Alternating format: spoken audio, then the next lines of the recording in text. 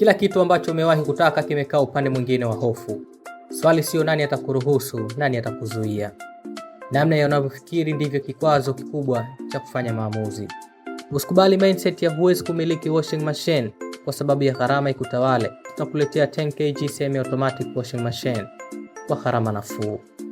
Ni mashine automatic inayoweza kufanya kazi za manual ikiwa hujafanya installation ya water system. Kwa wale wanaoishi nyumba za kupanga, wanaweza kuweka maji kwa ndoo na ikakubali kufua. Ina uwezo wa kufua, kusuuza, kukamua na kukausha. Pia inaweza kufanya automatic water inlet kwa kiwango cha liters kilichokadiria ikiwa umeconnect na pipe yake, huku ikifanya kila kitu yenyewe.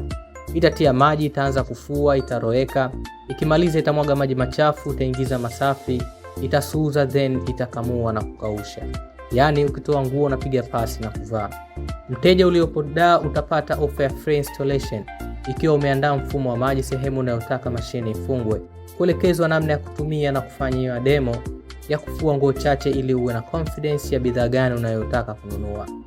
Jukumu letu ni kuhakikishia unapata kitu bora, kizuri na bidhaa stahiki inayokwenda kumaliza changamoto za kufua.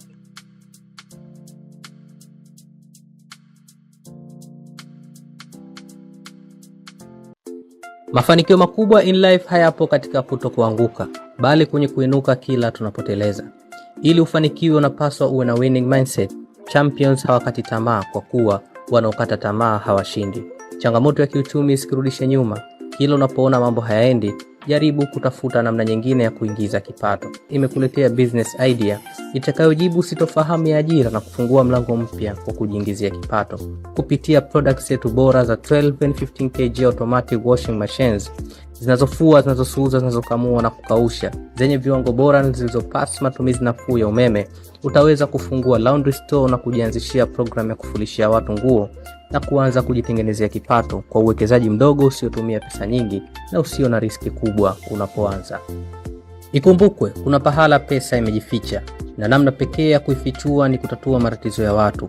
Ipo wazi suala la kufua ni stress kubwa kwa walio wengi.